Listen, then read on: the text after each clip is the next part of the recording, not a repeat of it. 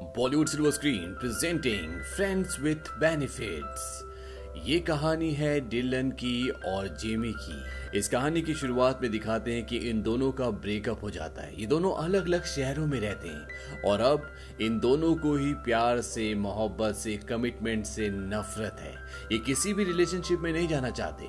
Jamie New York शहर में रहती है और वो एचआर डिपार्टमेंट में काम करते हैं, यानी कि वो एक रिक्रूटर है और इसीलिए वो डिलन को, जो कि लॉस एंजलिस में रहता है, एक इंटरव्यू के लिए न्यूयॉर्क बुलाती है। दरअसल जेमी डिलन को 6 महीनों से चेस कर रही थी और आज 6 महीनों के बाद वो इंटरव्यू के लिए न्यूयॉर्क शहर आया है। उसका इंटरव्यू जीक्यू मैगजीन में होता है।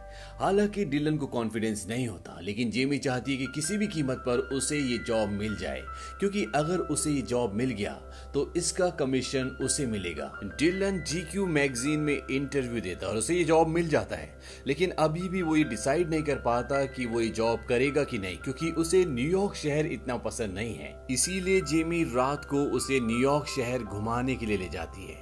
वो उसे इस शहर की हर एक खूबसूरत जगह पर ले जाती है और अब डिलन ये डिसाइड कर लेता है कि वो इस जॉब को एक्सेप्ट करेगा और वो जीक्यू मैगजीन में असिस्टेंट आर्ट डायरेक्टर के तौर पर लग जाता है। अगले दिन जेमी उसके ऑफिस में आती है और उससे कॉन्ट्रैक्ट साइन करवाती है और साथ ही साथ ये कहती है कि तुम 1 साल से पहले इस जॉब को मत छोड़ना। वो ऐसा इसलिए कहती है क्योंकि अगर 1 साल से पहले डिलन ने इस जॉब को छोड़ दिया तो जेमी को उसका कमीशन नहीं मिलेगा। डिलन जेमी से पूछता है, क्या तुम मुझे किसी रेस्टोरेंट के बारे में बता सकती हो? वो ऐसा इसलिए बोलता है क्योंकि उसे शहर के बारे में ज्यादा नहीं पता होता। जेमी को लगता है कि वो उसे डेट पर चलने के लिए कह रहा है, लेकिन डिलन उसे जस्टिफाई करता है, क्लियर करता है कि वो उसे डेट पर जाने के लिए नहीं कह रहा, क्योंकि उसे भी किसी को डेट नहीं करना। इसके बाद ये दोनों लंच करने जाते हैं और बातों ही बातों में ये एक दूसरे को बताते हैं कि इन दोनों का ब्रेकअप हो चुका है और इन दोनों को रिलेशनशिप से नफरत है। ये किसी भी तरह की रिलेशनशिप में नहीं जाना चाहते। जेमी डिलन को बोलती कि कल रात को मेरे घर पर कुछ मेरे दोस्त आने वाले हैं, तुम भी आ जाओ, कुछ नए लोगों से मिलोगे। और अगली रात को डिलन जेमी के यहाँ पर चला जाता है। धीरे धीरे इनकी दोस्ती और भी अच्छी हो जाती है। ये गेम्स खेलते हैं, मूवीज देखते हैं और डिलन को पता चलता है कि जेमी को मूवीज का बहुत शौक है। जेमी कहती है कि काश मेरी जिंदगी भी मूवीज की तरह होती, मेरे बाल हमेशा बने होते, मैं हमेशा फ्रेश लगती और जब मैं उदास होती तो कोई सपनों का राजकुमार आता, मुझे अपनी गोद में उठाता, मुझे किस करता, सब कुछ कितना अच्छा होता। डिलन कहता है कि सब फिल्मी बातें, असल जिंदगी में ऐसा कुछ भी नहीं होता। और इसके बाद इन दोनों के बीच में अडल्ट बातें शुरू हो जाती हैं। डिलन लड़कियों को क्रिटिसाइज करता है और जेमी लड़कों को। जेमी कहती है कि सेक्सुअल इंटरकोर्स हमारी जिंदगी का एक अहम हिस्सा है, लेकिन इसमें बहुत सारी प्रॉब्लम्स हैं और यही राय डिलन की भी होती है, यानी कि इन दोनों को प्लेजर तो चाहिए, लेकिन ये किसी भी तरह के कमिटमेंट में नहीं पड़ना चाहते। डिलन जेमी को कहता है कि ये एक टेनिस के खेल की तरह है, बस खेल खेलो और आगे बढ़ो। और जेमी भी कहती है हाँ बात सही है। इसके बाद डिलन जेमी को कहता है आओ क्यों ना टेनिस खेलें। और इसके बाद ये दोनों एक दूसरे को ये बताते हैं कि इन दोनों को एक दूसरे में अट्रैक्टिव क्या लगता है और टेनिस खेलने से पहले ये बाइबल के ऊपर हाथ रखकर कसम खाते हैं कि ये हमेशा दोस्त बने रहेंगे। इनके बीच में कोई कमिटमेंट नहीं आएगा, कोई फीलिंग्स नहीं आएगी, बस ये ऐश करेंगे। और इसके बाद इन दोनों के बीच में फिजिकल इंटरकोर्स होना शुरू हो जाता है। ये पूरी रात एक दूसरे को प्यार करते हैं, लेकिन अगले कुछ दिनों तक ये दोनों एक दूसरे से नहीं मिलते। और एक दिन लंच टाइम में जेमी डिलन के ऑफिस पहुंच जाती है। इसके बाद ये दोनों वॉक करने के लिए जाते हैं। जेमी डिलन से कहती है कि देखो हमारी दोस्ती में इससे फर्क पड़ रहा है, हमें इसको यहीं पर खत्म कर देना चाहिए। डिलन कहता है कि हाँ मैं भी तुम्हें कॉल करने वाला था, लेकिन ये दोनों सिर्फ ऊपर ऊपर से बातें कर रहे होते हैं, अंदर इन दोनों के दिल में कुछ और ही होता है। और उस रात को भी ये दोनों एक दूसरे के बहुत करीब आते हैं। ये पूरी रात एक दूसरे को प्यार करते हैं, वो प्यार जिसमें कोई कमिटमेंट नहीं है, जिसमें कोई इमोशंस नहीं है। ये अपनी जिंदगी में जो चाहे कर सकते हैं और हमेशा ये अच्छे दोस्त रहेंगे। अब इनके बीच में ये सब कुछ कई दिनों तक चलता रहता है और एक दिन जेमी बोलते हैं कि मुझे लगता है कि कोई बॉयफ्रेंड होना चाहिए और हमें ये सब कुछ बंद करना होगा। डिलन कहता है कि ठीक है। और जब ये वॉक के लिए जाते हैं तभी वहां पर एक बहुत खूबसूरत लड़की दिखती है और डिलन उससे बात करने के लिए जाता है, लेकिन वो शादीशुदा होती है और उसके बच्चे भी होते हैं। डिलन वापस आ जाता है और इस बात पर जेमी उसका काफी मजाक उड़ाती है और अब जेमी को एक लड़का दिखता है, वो उससे मिलने के लिए जाती है। डिलन कहता है कि उसके पास मत जाओ, मुझे लगता है कि वो एक गुड़ है। लेकिन जेमी उसके पास जाती है, उससे बातें करती है और उसका नंबर भी ले लेती है। और अब जेमी और वो सैटरडे को मिलने वाले हैं। जेमी उसे सैटरडे को मिलती है। ये एक डॉक्टर है जिसका नाम पाकर है और इसके बाद ये लगातार 4 दिनों तक मिलते हैं और 5वीं रात को ये दोनों एक दूसरे के करीब आ जाते हैं और अगली सुबह पाकर जेमी को छोड़कर जाने लगता है। दरअसल उसका मकसद यही होता है कि वो जेमी के साथ एक रात गुजारे। वो जेमी को कहता है कि मैं तुम्हारे सपनों का राजकुमार नहीं हूँ और जेमी उसे कहती है कि तुम भाड़ में जाओ।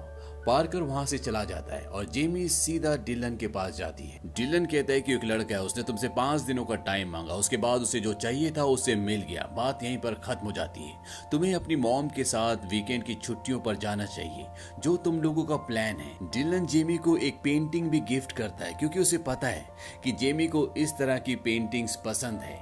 जेमी उस पेंटिंग को लेकर अपने घर वापस आ जाती है और वो देखती है कि उसकी मॉम ने उसके लिए एक नोट छोड़ा हुआ है जिस पर उसकी मॉम ने लिखा होता है कि वो वापस जा रही है। दरअसल उसकी मॉम उसके साथ नहीं रहती, वो कभी कभी आती है और अब जेमी का जो वीकेंड्स का छुट्टियों का प्लान था वो कैंसिल हो चुका है।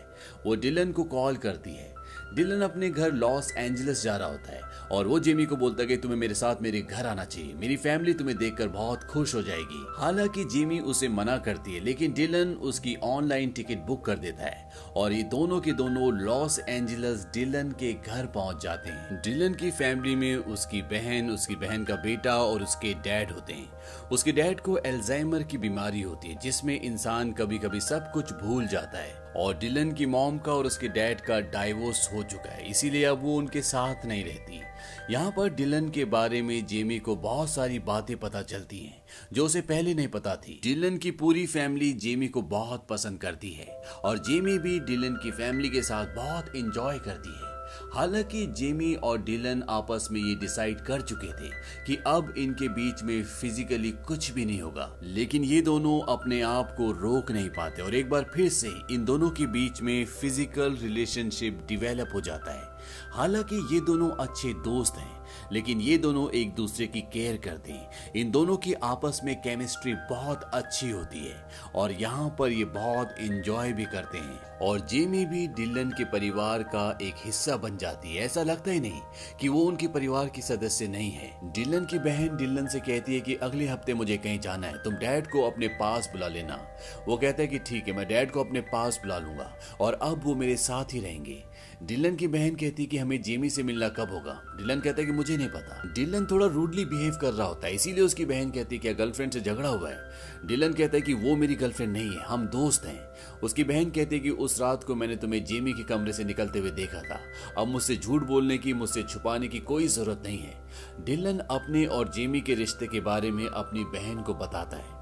उसकी बहन कहती है कि ये कैसा रिश्ता है, तुम बहुत बड़ी गलती कर रहे हो, तुम दोनों एक दूसरे के लिए बने हो, तुम दोनों साथ में बहुत अच्छे लगते हो और तुम उसके साथ हमेशा खुश रहते हो। डिलन कहता है कि वो कुछ ज्यादा ही जज्बाती है, उसका दिमाग खराब है, उसे बॉयफ्रेंड नहीं चाहिए और ये सारी बातें जेमी सुन लेती है। हालांकि जेमी उन्हें नहीं बताती कि उसने सारी बातें सुन ली है, लेकिन रात को जब सब डिनर कर रहे होते हैं तो जेमी अपना सामान पैक करती है और वो कहती है कि मैंने टैक्सी बुला ली है, मुझे ऑफिस का कुछ काम है इसीलिए मुझे जाना होगा। डिलन कहता है कि मैं तुम्हें एयरपोर्ट तक छोड़ने आ जाता हूँ, लेकिन जेमी उसे साफ साफ मना कर देती है।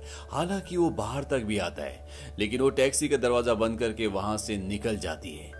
दरअसल डिलन ने जो भी बात कही होती है उससे जेमी को बहुत हर्ट हुआ होता है, उसका दिल टूट चुका होता है, इसीलिए वो बिना कुछ बताए, बिना कुछ बोले, बिना किसी कारण के वहां से वापस न्यूयॉर्क आ जाती है। न्यूयॉर्क आने के बाद जेमी को एक ऑफिशियल कॉल आता है। ये कॉल एक कंपनी की तरफ से होता है जिसमें कंपनी का एक आदमी बोलता है कि हमें अपनी कंपनी के लिए डिलन जैसा एम्प्लॉय चाहिए जिसे तुमने रिक्रूट किया है। दरअसल वो डिलन को ही अपनी कंपनी में चाहते हैं, लेकिन जेमी कहती है कि ऐसा करना ठीक नहीं होगा क्योंकि उसका 1 साल का कॉन्ट्रैक्ट है।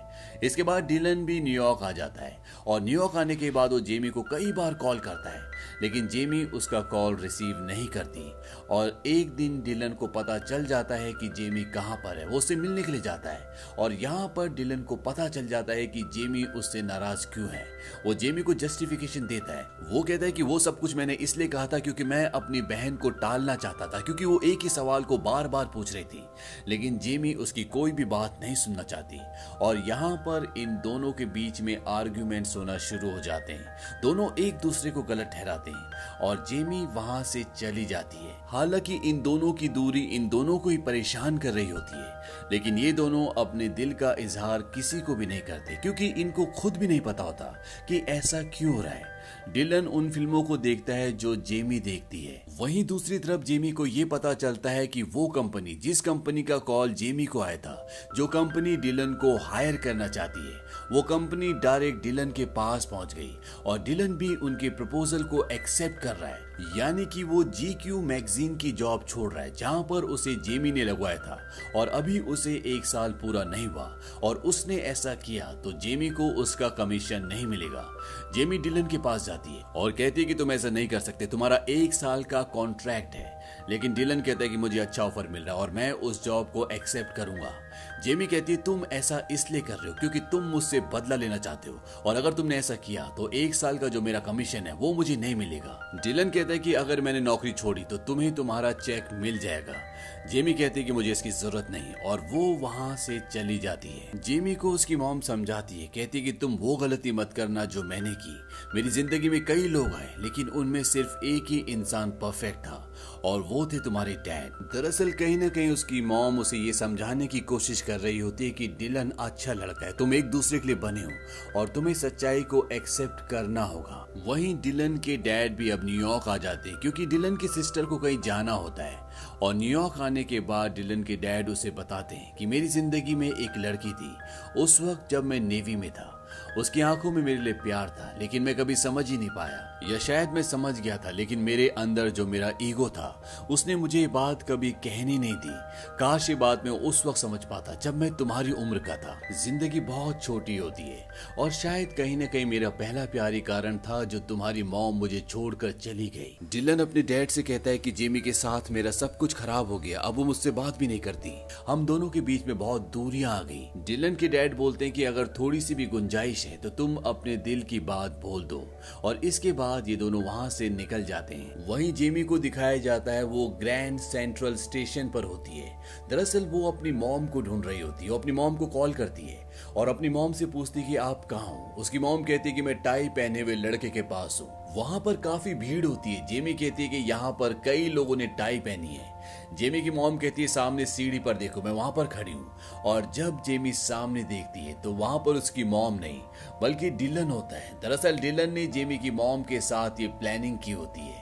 उसे देखकर जेमी हैरान हो जाती है और तभी वहां पर जितने भी लोग होते हैं सब के सब डांस करना शुरू कर देते हैं। दरअसल ये फ्लैश मॉब डांसिंग होती है जिसमें कई सारे लोग कहीं पर भी डांस करना शुरू कर देते हैं और ये सब का सब प्लान किया होता है डिलन ने। जेमी डिलन के पास आती है। डिलन जेमी को कहता है कि मैंने तुम्हें बहुत मिस किया। जेमी कहती है कि मैंने भी तुम्हें बहुत मिस किया। इसके बाद डिलन अपने घुटनों पर बैठ जाता है और जेमी का हाथ पकड़कर कहता है कि मुझे मेरी बेस्ट फ्रेंड वापस चाहिए क्योंकि मुझे उससे प्यार हो गया है। जेमी भी डिलन से प्यार करती है। जेमी डिलन को कहती है कि मुझे किस करो और ये दोनों एक दूसरे को किस करते हैं और अंत में ये दिखाया जाता है कि ये दोनों डेट पर जाते हैं और ये इन दोनों की पहली डेट होती है। और इस तरह से ये दोनों जो कि फ्रेंड्स विथ बेनिफिट्स थे, अब इन दोनों को एक दूसरे से प्यार हो जाता है। कभी कभी जिंदगी में ऐसा होता है कि हमारे सपनों का राजकुमार या राजकुमारी हमारे आसपास ही होती है लेकिन हम उसे समझ नहीं पाते या हम उसे बहुत देर बाद समझते हैं जब सब कुछ खत्म हो जाता है, जैसे डिलन के डैड के साथ हुआ था। या कभी कभी हम सही फैसले नहीं ले पाते, जैसा कि जेमी की मॉम कभी सही फैसला नहीं ले पाई। या कभी कभी हमारे पास्ट में ऐसे एक्सपीरियंसेस होते हैं जिससे हम प्रेजेंट टाइम में किसी भी रिश्ते में जाने से डरते हैं। लेकिन जिस तरह से 5 उंगलियां बराबर नहीं नहीं होती, उसी तरह से हर एक इंसान, हर एक रिश्ता एक जैसा नहीं होता। तो ये थी पूरी कहानी फ्रेंड विथ बेनिफिट्स की। ये मूवी 2011 में रिलीज हुई थी। इस मूवी का बजट था $35 मिलियन और बॉक्स ऑफिस पर इसने कमाई की थी $151 मिलियन की। IMDb पर इसकी रेटिंग है 6.5। उम्मीद करते हैं कि ये कहानी आपको पसंद आई होगी।